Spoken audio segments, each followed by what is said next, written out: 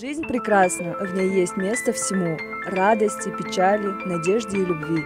К сожалению, в ней сегодня имеет место и такое позорное для человечества явление, как пытки. Однако не все люди правильно понимают, что это такое.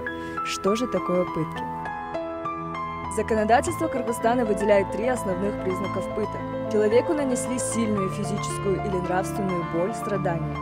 Наличие цели, то есть боль причинена с целью получить сведения или признание, наказать, запугать или принудить человека к действию.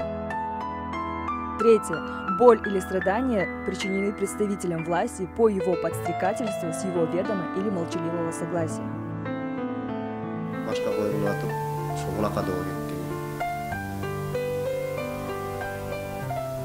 Но мне страшно, когда я их вижу.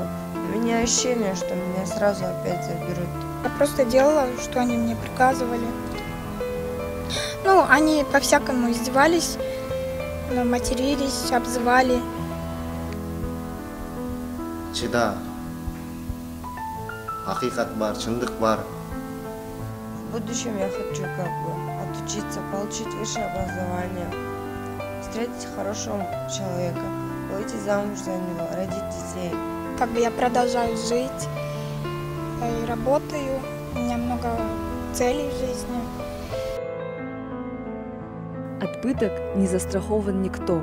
Ничто не может оправдать пытки ни при каких обстоятельствах.